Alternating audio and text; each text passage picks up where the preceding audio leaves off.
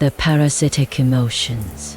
Once upon a time, in the quiet town of Woodsville, there lived a young woman named Eliza. Eliza had a unique and troubling ability. She could sense and absorb the emotions of people around her. If someone near her was happy, she would feel joy. If someone was sad, her heart would ache. Her life was a roller coaster of emotions she could hardly control. One day, while sitting in a bustling cave, Eliza noticed a man sitting alone in the corner, his face etched with sadness. She couldn't resist the compulsion to approach him. As she struck up a conversation, she felt his profound loneliness engulfing her. It was unlike any emotion she had ever encountered. She wanted to help him. The man, whose name was Victor, had lost his family in a tragic accident.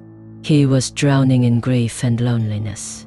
Eliza, driven by an overwhelming sense of empathy, offered Victor her support. They met again and again, and slowly, but surely, Eliza started to fall in love with him. However, as their relationship deepened, a strange transformation began to take place within Eliza. She realized that the emotions she absorbed from Victor were not just fleeting feelings. They were becoming a permanent part of her being.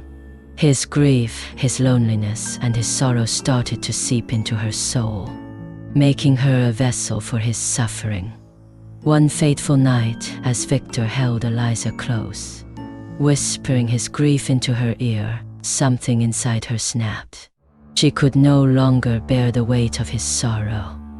It was consuming her from the inside out. She tried to break free from his embrace, but it was too late. Victor's parasitic emotions had taken root in her, and they would not let go.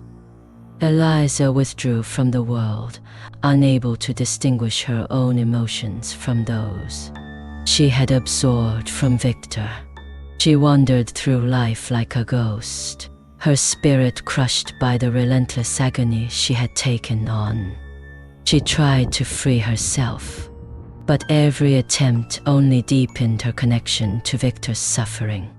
Finally, with the help of a wise old woman who recognized her plight, Eliza learned that to break free, she had to confront Victor and make him acknowledge his own pain. Only then could she return his emotions to him.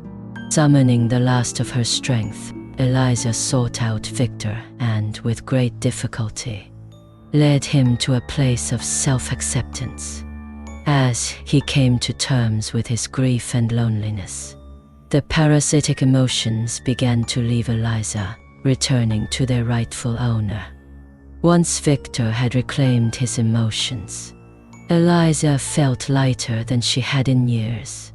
She had freed herself from the parasitic emotions that had threatened to consume her. But her heart bore the scars of the experience, a reminder that sometimes the most powerful emotions are the ones we must confront within ourselves. As the sun set over Woodsville, Eliza walked away, her own emotions finally. Her own, and the weight of the world no longer upon her shoulders.